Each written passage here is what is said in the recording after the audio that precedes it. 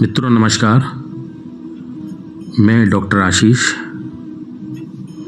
एक छोटा सा प्रयास कर रहा हूँ श्रीमद् भगवत गीता जी पर बोलने का। अब तक असंख्य लोगों ने गीता जी पर अपने भाव व्यक्त किए हैं। आज मैं एक अदना सा व्यक्ति गीता जी पर अपने भाव व्यक्त करना चाहता हूँ। गीता जी में कुल 18 अध्याय हैं, जिसमें 700 श्लोक हैं। गीता जी पर जो अध्याय 1 प्रारंभ होता है वो अर्जुन विषाद योग से प्रारंभ होता है, जिसमें अर्जुन जी को विषाद होता है और युद्ध को लेकर उनकी जो शंकाएं हैं वो प्रभु श्री कृष्ण उनका समाधान करते हैं। आज अध्याय 1 में श्लोक संख्या 1 से प्रारंभ करते हैं। धृतराष्ट्र उवाच धर्मक्षेत्रे कुरुक्षेत्रे समवेता युयुत्सव मामका पांडवाश्चैव किम कुर्वत संजय। अर्थात धृतराष्ट्र जी बोले, धृतराष्ट्र संजय से बोलते हैं, हे संजय, धर्म भूमि कुरुक्षेत्र में एकत्रित मेरे और पांडु के पुत्रों ने क्या क्या किया। धृतराष्ट्र ये जानना चाहते हैं कि युद्ध भूमि पर आखिर चल क्या रहा है, आखिर हो क्या रहा है। इसकी जानकारी धृतराष्ट्र चाहते हैं, जिसकी जानकारी संजय अपने दिव्य दृष्टि के माध्यम से धृतराष्ट्र को देते हैं। धृतराष्ट्र चूंकि आंखों से अंधे हैं, हाँ जी, परंतु मन और मस्तिष्क से नहीं। उनको मन से और मस्तिष्क से सब पता है। उनको पता है कि धर्म किसके साथ है। उनको पता है कि अधर्म कौन कर रहा है, क्योंकि धर्म सदैव वहाँ होता है जहाँ भगवान श्री कृष्ण होते हैं। इसकी जानकारी उनको है। वो मन और मस्तिष्क से अंधे नहीं हैं, लेकिन अपने पुत्र मोह में वो निर्णय नहीं ले पा रहे हैं कि आखिर उनको निर्णय क्या करना है, आखिर उनको निर्णय क्या लेना है। धृतराष्ट्र अपने पुत्र मोह में इतने ज़्यादा अंधे हो गए हैं कि उन्होंने शांति की जगह युद्ध का समर्थन किया। उनको पता था कि ये युद्ध जीतना संभव नहीं होगा, क्योंकि जहाँ प्रभु श्री कृष्ण हैं वहाँ जीत निश्चित ही होती है, और श्री कृष्ण पांडु पुत्रों के साथ हैं। मित्रों, हम सभी जो काम करते हैं वो काम या तो धर्म संगत होता है या अधर्म संगत होता है। धर्म संगत या अधर्म संगत होना और करते समय हमें पता होता है कि ये काम कर रहे हैं कि ये सही है या गलत है। यदि हम धर्म के साथ नहीं होते हैं तो निश्चित ही हम अधर्म के साथ होते हैं। हम सभी को अधर्म संगत का परिणाम पता होता है, फिर भी यदि हम अधर्म संगत कार्य करते हैं उसका परिणाम हमारी मृत्यु ही होता है। यही परिणाम धृतराष्ट्र के साथ था। धृतराष्ट्र जी को पहले से ही पता था कि धर्म किसके साथ है और जीत किसकी होगी। संजय उवाच दृष्टा तु पांडवानीकं व्यूढं दुर्योधनस्तदा आचार्यमुपसंगम्य राजा वचनं ब्रवीत्।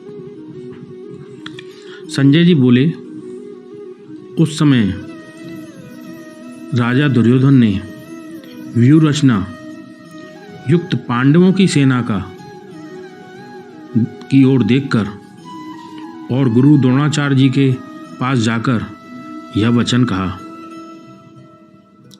संजय जी की दृष्टि चूंकि दिव्य दृष्टि थी, वह दूर होते हुए भी युद्ध को अपनी दिव्य दृष्टि से देख सकते थे। संजय जी धृतराष्ट्र को युद्ध की आंखों देखी बात बता रहे थे। ये उन्हीं की दृष्टि के कारण हम यह गीता सुन रहे हैं। पश्येतां पांडुपुत्राणाम आचार्य महतीं चमूं व्यूणां द्रुपदपुत्रेण तब शिष्येण धीमता। संजय जी कहते हैं कि आपके शिष्य द्रुपद पुत्र धृष्टद्युम्न जी द्वारा ही पांडु पुत्रों की व्यूहकार रचना की गई है, सेना की रचना की गई है। व्यूहकार रचना का मतलब किस सैनिक को कहाँ खड़ा होना है और किस पोजीशन में होकर खड़ा होना है, ताकि शत्रु पक्ष की सेना वीर रचना को तोड़ ना सके। मित्रों, जब भी हम किसी समस्या को देखते हैं या किसी शत्रु को देखते हैं, वो हमें हमेशा बड़ी दिखती है और हमेशा ये ख्याल आता है कि हम इस शत्रु या इस समस्या का हम समाधान कर पाएंगे या नहीं, इस शत्रु से या इस समस्या से हम जीत पाएंगे या नहीं। यही स्थिति दुर्योधन की हो रही है। दुर्योधन का भी हाल कुछ ऐसा ही है। अत्र शूरा महेश्वासा भीमार्जुन समायुधि युयुधानो विराटश्च द्रुपदश्च महारथ धृष्टकेतुश्चेकितान् काशीराजश्च वीर्यवान् पुरजित कुन्ती भोजश्च शैवश्च मनुर्पुङ्गव युधामन्युश्च विक्रान्त उत्तमौजाश्च वीर्यवान् सौभद्रो द्रौपदीयाश्च सर्व एव महारथा। अर्थात इस सेना में बड़े बड़े शूरवीर जैसे भीम, अर्जुन, सात्यकी, विराट, राजा द्रुपद, धृष्टकेतु, चेकितान, काशीराज, पुरुजित, कुंती भोज, शैब्य, युधामन्यु, उत्तमौजा, सुभद्रापुत्र, अभिमन्यु एवं द्रौपदी के 5 पुत्र हैं, ऐसा दुर्योधन अपने गुरु को बता रहे हैं। मनुष्य को सदैव अपने शत्रु और शत्रु की ताकत का पता होना चाहिए। यही कार्य अर्जुन के विपक्षी खड़े हुए दुर्योधन भी कर रहे हैं। दुर्योधन अपने शत्रु की ताकत का अनुमान लगा रहे हैं। शत्रु या समस्या के बारे में हमको यदि पहले से पूर्ण जानकारी होगी तो हमको निर्णय लेने में आसानी होगी।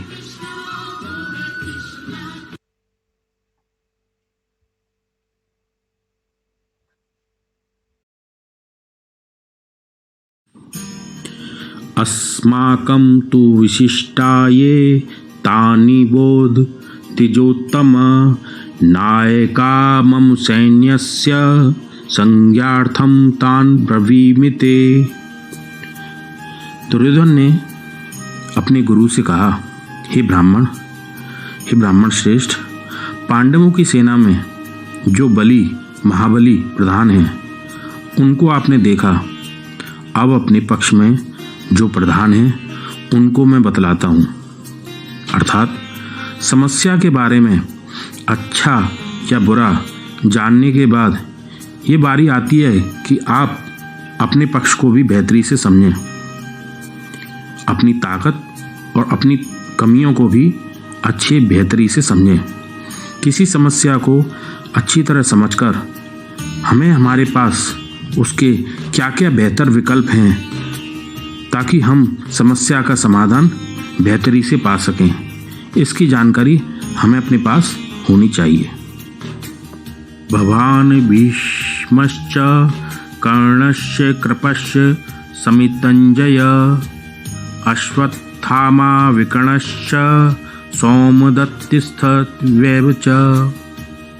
दुर्योधन ने अपने गुरु से कहा, दुर्योधन ने कहा, सबसे पहले गुरु द्रोणाचार्य, भीष्म पितामह तथा कर्ण तथा संग्राम विजयी कृपाचार्य तथा अश्वत्थामा, विकर्ण और सोमदत्त का पुत्र भूरिश्रवा आदि हैं। अर्थात दुर्योधन इधर अपनी रिस्क का अनुमान लगा रहा है, जैसे हम अपनी चुनौती का अनुमान लगाते हैं कि हमें कौन व्यक्ति चुनौती दे सकता है और उसका समाधान विकल्प हमारे पास क्या क्या है। चुनौती का सामना जब हम करें तो हम अचंभित ना हों, क्योंकि हमने उसका अनुमान पहले से ही लगा रखा है।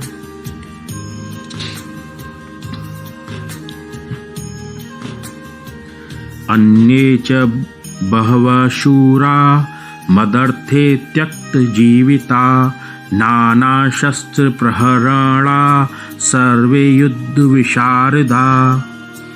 दुर्योधन यहाँ कहते हैं कि हमारे लिए जीवन समर्पित कर देने वाले उन लोगों की कमी नहीं है।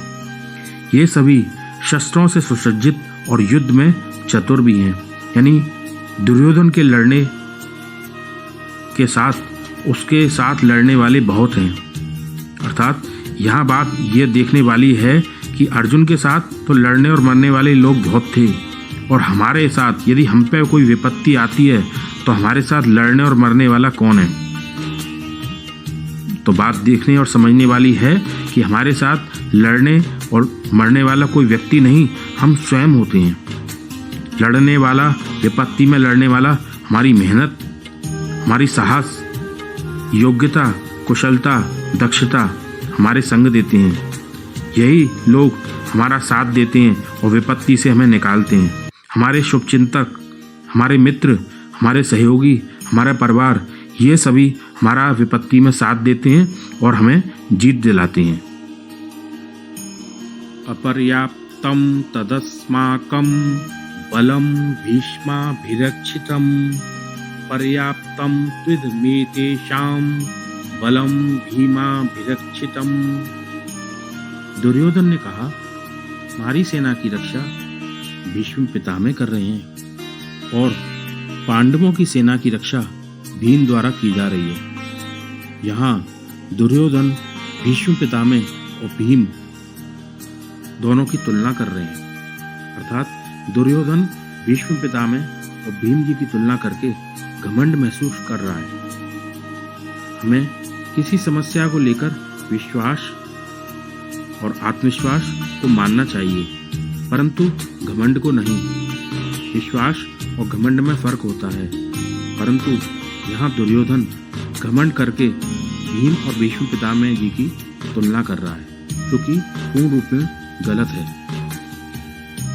अयनेषु च सर्वेषु यथा भागमवस्थिता भीष्ममेवाभिरक्षन्तु भवन्तः सर्व एव हि। दुर्योधन के अनुसार सब मोर्चों पर अपनी अपनी जगह रहकर अपनी जगह पर स्थित रहते हुए भीष्म पितामह जी की रक्षा करें। अर्थात आप होने वाले युद्ध में आप उसकी रक्षा करते हैं जो आपके लिए सबसे ज़्यादा आवश्यक होता है। यहाँ भीष्म पितामह जी युद्ध व दुर्योधन के लिए दोनों के लिए आवश्यक हैं। यानी पितामह हार गए तो युद्ध भी हार गए समझो। उनका बचे रहना मतलब युद्ध का बचे रहना है। इसीलिए उसने सभी से बोला कि अपनी अपनी जगह रहकर भीष्म पितामह जी की रक्षा करनी चाहिए। हमें भी अपनी बहुमूल्य चीज की तब तक रक्षा करनी चाहिए, तब तक बचाना चाहिए, तब तक आप युद्ध ना जीत जाएं, तब तक आपको जीत ना हासिल हो जाए। तस्य संजनयनम हर्षम कुरु वृद्ध पितामह सिंहनादम विनधोच्चे शंखम तत्पो प्रतापवान। शंख उद्घोषणा के साथ युद्ध आरंभ होता है एवं भीष्म पितामह ने उच्च स्वर से सिंहधाड़ समान शंख बजाया। अर्थात युद्ध जीतने के लिए आपको अपने आप को मानसिक रूप से उत्साही बनाना पड़ता है, ताकि आपके उत्साह से युद्ध में आपका साथ देने वालों अन्य लोगों को भी उसका सकारात्मक असर पड़ता है। सभी को एक साथ लगने लगता है कि हम सभी इस समस्या या युद्ध को जीत सकते हैं। ऐसा ही भीष्म पितामह जी ने किया। ततः शंखाश्च भैर्यश्च पणवान खगोमुखा सहसेवाभ्य हन्यत सशब्दस्तु मूलोऽभवत्। बड़े बड़े भयंकर स्वर से शंख, नगाड़े तथा ढोल, मृदंग और नरसिंगे आदि एक साथ बजने लगे। चारों ओर आवाज गूंजने लगी। अर्थात युद्ध मनोरंजन के लिए नहीं होते, इसलिए पहले कहते हैं कि युद्ध को टालना सीखो। यही बात दुर्योधन से कही गई थी जब भगवान श्री कृष्ण सभी पांडवों के प्रतिनिधि बनकर दुर्योधन के पास पहुंचे थे और कहा कि इन 5 पांडवों को एक एक गांव दे दो। तो दुर्योधन ने सिरे से खारिज करते हुए कहा, मैं सुई की नोक के बराबर भी इनको धरती का एक हिस्सा भी नहीं दूंगा। यदि युद्ध सिर पर पड़ गया तो उसे स्वीकार करना ही पड़ता है। हर समस्या चुनौती देती है और अपने अपने हालात देती है। उसको उस समय की देश काल परिस्थिति के अनुसार उसका समाधान निकालना पड़ता है और शांति बनानी पड़ती है। अन्यथा युद्ध होने पर तो सिर्फ विनाश लीला ही होती है, जो कि सभी को स्वीकार करनी ही पड़ती है।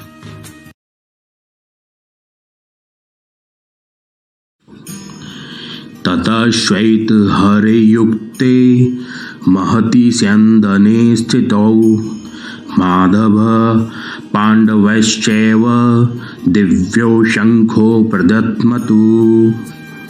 इसके बाद पांडु पुत्रों की बारी थी। सफेद रथ में घोड़ों से युक्त रथ में बैठे हुए भगवान श्री कृष्ण और अर्जुन ने भी अपने अपने शंख बजाए। अर्थात युद्ध हो या कोई समस्या, इससे निपटारे के लिए आज दोनों पक्ष, चाहे हम हों या हमारा विरोधी, अपने को उत्साही करने के लिए कुछ न कुछ ऐसा करते हैं जिससे युद्ध जीत सकें, या कहें कि देश काल परिस्थिति की समस्या को जीत सकें। पांचजन्यम ऋषिकेशो देवदत्तम धनंजय पौंड्रम दद्मो महाशंखम भीम कर्माव्रकोदर।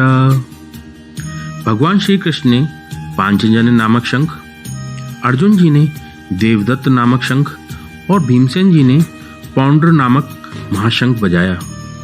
अर्थात अपने जीवन में सकारात्मकता लाने और चुनौतियों से जीतने के लिए हम सभी कुछ ना कुछ उत्साह के लिए कुछ ना कुछ चुनते हैं। किसी को संगीत से, किसी को मंदिर जाकर भगवान के दर्शन करने से, कोई माता पिता का आशीर्वाद पाकर, तो कोई किसी अन्य तरीके से अपने आप को उत्साही रखता है। हमें उत्साही बनाए रखने में उस चीज़ का चुनाव हमें स्वयं करना होगा जो हमें सदैव उत्साही रख सके और चुनौतियों का सामना हम डटकर कर सकें। अनंत विजयम राजा कुंती पुत्रो युधिष्ठिर नकुल सहदेवश्च सुघोषमणि पुष्पकौ। राजा युधिष्ठिर ने अनंत विजय नामक और नकुल तथा सहदेव जी ने सुघोष और मणि पुष्पक नामक शंख बजाए। अर्थात जिस प्रकार समस्या के समाधान के लिए सभी को उत्साह चाहिए, उसी प्रकार जिसको जिस चीज़ से उत्साह मिले उसे वही चीज़ करनी चाहिए। यानी अपने शंख स्वयं चुनने होंगे। दूसरे का शंख हम नहीं बजा सकते। हमें हमारा शंख या जो चीज़ हमें उत्साही रखे वो स्वयं ही हमें चुननी होगी। काश्यश्च परमेश्वास शिखंडी च महारथ धृष्टद्युम्नो विराटश्च सात्यकिश्चापराजित द्रुपदो द्रौपदेयाश्च सर्वश पृथ्वीपते सौभद्रश्च महाबाहु शंखान् दद्मु पृथक पृथक। काशीराज और शिखंडी एवं दृष्टद्युम्न तथा राजा विराट और सात्यकी, राजा द्रुपद और द्रौपदी के 5 पुत्र एवं सुभद्रा पुत्र अभिमन्यु, इन सभी ने अपने अपने शंख बजाए। अर्थात सच्चा योद्धा वही है जो जीवन में हमेशा चुनौतियों से लड़ने को तैयार रहे और चुनौतियों से अपने आप को जिताने के लिए अपने आप को हमेशा उत्साही रखे, जिसे हम सेल्फ मोटिवेशन भी कहते हैं। सघोषो धार्तराष्ट्राणां हृदयानि व्यदारयत् नमस्य पृथ्वीं चैव तुमुलो व्यनो नादयन्। युद्ध प्रारंभ होने से पहले दोनों पक्ष अपनी शक्ति का प्रदर्शन कर रहे हैं। संजय जी कहते हैं कि इस भयानक शब्द से आकाश और पृथ्वी गूंज गई है। अर्थात जब आप हुंकार भरें तो ऐसी भरें कि समस्या को भी एक बार डर लगने लगे कि उसने किसको ललकारा है। हम जिंदगी में कुछ भी करें, कोई भी चुनौती या समस्या हमें यदि चुनौती दे रही है तो हमारी योग्यता, दक्षता, कुशलता ऐसी हो कि उस चुनौती को लगे कि यही मुझे उत्तर दे सकता है और कोई नहीं। समझ लीजिए आपने आधी चुनौती को जीत लिया। अथ व्यवस्थित तांद्रष्टा धार्तराष्ट्रान् कपिध्वज प्रवत्ते शस्त्र संपाते धनुरुद्मय पांडव ऋषिकेशं तदा वाक्यं मिदुमाह महीपते सेनयोरुभयो मध्ये रथं स्थापयर्मेर्युत। अर्जुन जी ने मोर्चा बांधकर डटे हुए धृतराष्ट्र व उनके संबंधियों को देखकर भगवान श्री कृष्ण, जिनका एक नाम अच्युत भी है, कहा कि मुझे दोनों सेनाओं के बीच में ले चलो। ये अर्जुन जी का वाद चालू होता है। अर्जुन जी इसमें कहते हैं मुझे दोनों सेनाओं के मध्य में ले चलिए। अर्थात अर्जुन जी को पता था कि भगवान यानी धर्म उसके साथ है और वो उसको हारने नहीं देंगे। यावदेतान्निरीक्षाहं योद्धुकामां वस्थितान् कैर्मेया सह योद्धभ्यम् अस्मिन् रण समूधमे। अर्जुन जी कहते हैं भगवान श्री कृष्ण से कि मेरे रथ को रण क्षेत्र के बीचों बीच ले चलिए। मैं अपने विपक्षियों को एक बार देखना चाहता हूँ कि मुझसे कौन कौन युद्ध लड़ना चाहता है, मुझे किन किन लोगों के साथ युद्ध लड़ना है और जो युद्ध चाहते हैं। अर्थात अपनी समस्या हो या युद्ध, उसके बीच में जाकर, यानी समस्या ना इधर ना उधर, समस्या ये युद्ध के बीचों बीच जाकर आप उस परिस्थिति को जान सकते हैं कि इस समस्या को पैदा किसने किया और कौन क्या चाहता है।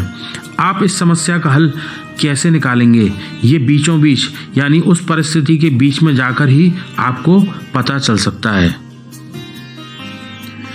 यो तस्य मानान् वेक्षेऽहं य एतेऽत्र समागता धार्तराष्ट्रस्य दुर्बुद्धे युद्धे प्रियचिकीर्षवः। अर्जुन जी दुर्योधन को दुर्बुद्धि बता रहे हैं और देखना चाहते हैं कि दुर्योधन का साथ देने वाला कौन कौन है, यानी युद्ध में दुर्योधन का साथ कौन कौन देख रहा है और कौन कौन उसका साथ देना चाहता है। ये अर्जुन जी भगवान श्री कृष्ण से कह रहे हैं। अर्थात आपका शत्रु या आपकी चुनौती कौन कौन है, आपको ये सही से पता होना चाहिए। या उसका साथ कौन कौन दे रहा है, आपको गलत तरीके से चुनौती में डालने वाला कौन है। जो अब जब यह चुनौती आपके सामने आ ही गई है तो उस चुनौती हो या युद्ध में जब आप उतर ही गए हैं तो आपको उस चुनौती और उसका चुनौती देने वाले का साथ कौन कौन दे रहा है ये आपको भली भांति पता होना चाहिए। संजय उवाच एव मुक्तो ऋषिकेशो गुडाकेशेन भारत सेनयोरुभयो मध्ये स्थापयित्वा रथोत्तमम् भीष्मद्रोण प्रमुखत सर्वेषां च महीक्षिताम् उवाच पार्थ पश्यतान् समवेत्तान् कुरुनिति। संजय जी ने धृतराष्ट्र जी से कहा कि अर्जुन के कहने पर श्री कृष्ण ने युद्ध स्थल पर दोनों सेनाओं के मध्य रथ को लाकर खड़ा कर दिया। भगवान श्री कृष्ण ने अर्जुन को प्रथम बार पार्थ भी कहा, प्रथम बार पार्थ से संबोधन भी उस समय करा। अर्थात जब हम किसी समस्या में होते हैं तो भगवान को पुकारते हैं तो वो इसी प्रकार हमारे सारथी बनकर आते हैं और हमें पार्थ बोलते हैं और हर समस्या से लड़ने के लिए प्रोत्साहित भी करते हैं। श्री कृष्ण का साथ चाहिए तो हमें पार्थ बनकर अपना समर्पण करना होगा। प्रभु हमारा समर्पण स्वीकार करके हमें भी पार्थ की तरह रास्ता दिखलाते हैं। जी, सबसे पहले हमें अपना समर्पण चाहिए ताकि भगवान हमें अपना पार्थ बोल सकें। इसके लिए ज़रूरत है आस्था की, समर्पण की और प्रभु पर विश्वास की। तत्रापश्यस्य स्थितान् पार्थ पितृनथ पितामहान् आचार्यन् मातुतुल्यात् मातृपुत्रान् पौत्रान् सखीस्थिता श्वशुरान् सुहृदश्चैव सेनयोरुभयोरपि तान्य समीक्ष्य स कौन्तेय सर्वान् बन्धु नवस्थितान्। अर्जुन जी ने दोनों सेनाओं के बीच अपने ताऊ, चाचा, दादा, गुरु, मामा, भाई, पुत्र, पौत्र, मित्र, ससुर आदि को देखा। इन सभी को देखकर कुंती पुत्र अर्जुन करुणा से युक्त हो गए। अर्थात चूंकि युद्ध में अर्जुन जी हर किसी से लड़ना नहीं चाहते थे, उनकी तो किसी और से लड़ाई भी नहीं हुई थी, परंतु यदि वह विपक्ष की ओर देखते तो उन्हें युद्ध लड़ना ही होगा, चाहे वो उसके मित्र हों या शत्रु, क्योंकि वो उस ओर खड़े हैं, वो अधर्म के साथ खड़े हैं और अधर्म के साथ खड़े हैं तो हमें युद्ध लड़ना ही होगा, चाहे वो हम चाहें या न चाहें।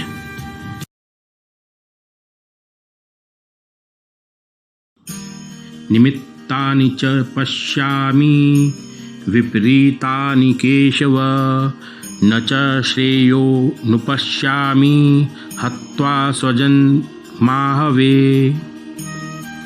युद्ध से पहले अर्जुन हताश हैं और अपने केशव से कह रहे हैं।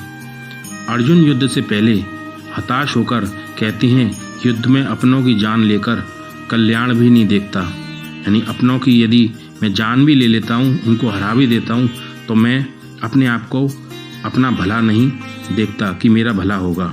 अर्थात जब हम किसी समस्या को देखते हैं और समाधान के लिए स्वजन का विरोध करते हैं तो इस तरह की स्थिति प्रत्येक मनुष्य अधिकांशतः सामना करता है।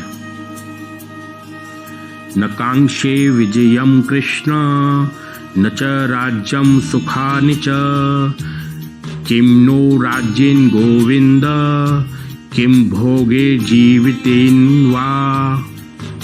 अर्जुन जी कहते हैं, हे कृष्ण, मैं न तो विजय चाहता हूँ और ना ही राज्य न सुख। हे गोविंद, इन सबको पाकर ऐसे भोगों से भरे मेरे जीवन से भी क्या लाभ। अर्थात डर में सभी कुछ व्यर्थ लगता है।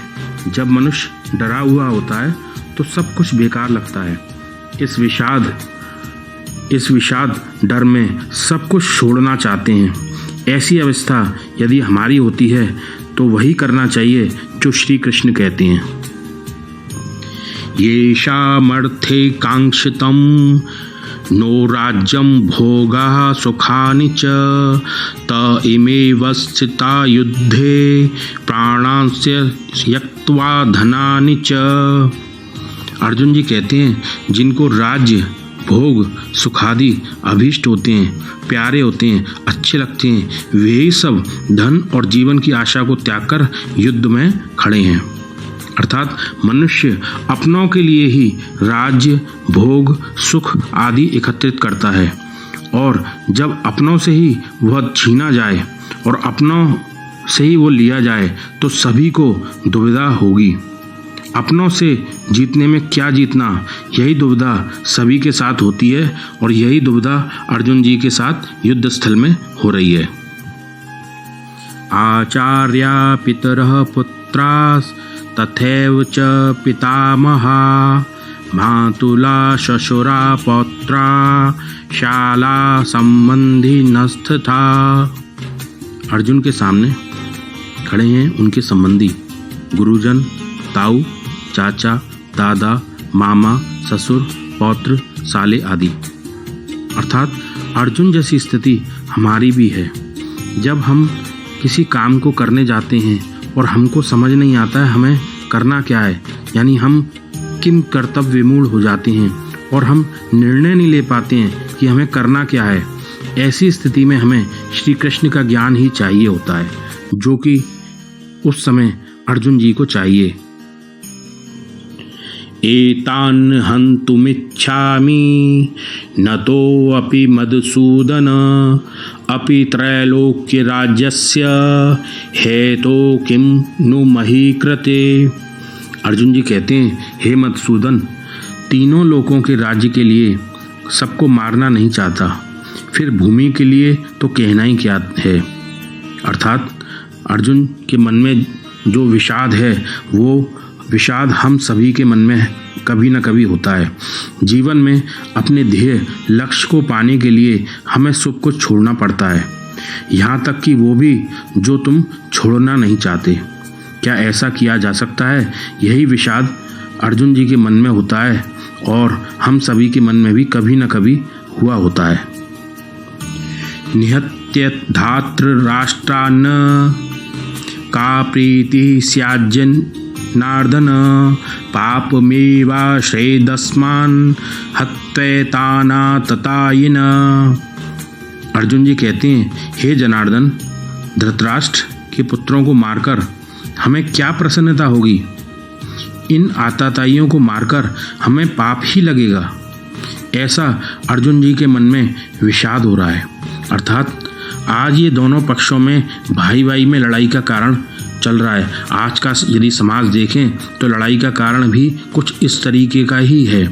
यदि दुर्योधन का लालच न बढ़ता, यदि दुर्योधन लालच ना करता और श्री कृष्ण की बात मानकर इतने बड़े साम्राज्य में से अपने भाइयों को एक एक गांव, यानी 5 भाइयों को एक एक गांव दे देता तो ये युद्ध ना होता, परंतु दुर्योधन का अभिमान और लालच ने युद्ध की स्थिति बना दी है। तस्मन्नार्हा वयं हन्तुं धार्तराष्ट्रान् स्वबान्धवान् स्वजनं हिं कथनं हत्वा सुखिनः स्याम माधव। अर्जुन जी कहते हैं, हे माधव, अपने ही कुटुंब के लोगों को मारकर हम कैसे सुखी रह सकते हैं? अर्थात अर्जुन के मन में ये विषाद चल रहा है। जैसे यदि हमारे सामने ऐसी स्थिति आए तो एक बार सोचें कि युद्ध करके एवं लालच करके अंत में किसको सुखी जीवन मिला है? दूसरे का धन हड़पना और दूसरे को दुख देकर अपने को खुश करना से हमें अंत में खुशी मिलेगी क्या, ऐसा एक बार अपने से प्रश्न जरूर करना चाहिए। ऐसा अपने से प्रश्न करने से हमें वास्तविक स्थिति का पता चल जाएगा। ऐसा मनोभाव अर्जुन जी के मन में आ रहा है, जो कि माधव से अपने भाव व्यक्त कर रहे हैं।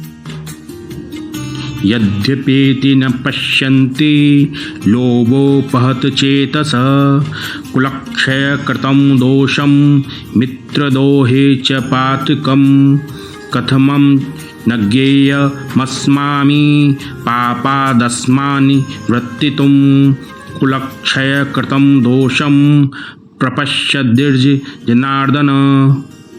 जो लोग लोभ से भ्रष्ट चित्त हुए, ये लोग यानी लोभ के कारण अपने चित्त को भ्रष्ट कर रहे हैं, ये लोग कुल के नाश से उत्पन्न दोष को मित्रों से विरोध करने में भी पाप नहीं समझते। अर्थात हमारा शत्रु गलत कर रहा है और हमें मालूम है कि यदि हमारे साथ गलत हो रहा है तो हम भी वही गलत करें, क्या यह सही होगा? इसका उत्तर भगवान श्री कृष्ण आगे देंगे।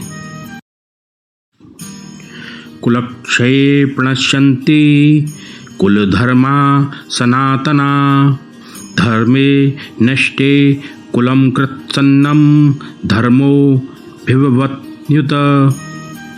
अर्जुन जी कहते हैं, हे कृष्ण, कुल के नाश से सनातन कुल धर्म नष्ट हो जाता है।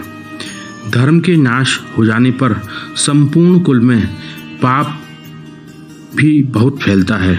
अर्थात परिवार का नाश, कुल का नाश, धर्म का नाश, देश का नाश, मतलब सब कुछ समाप्त हो जाता है।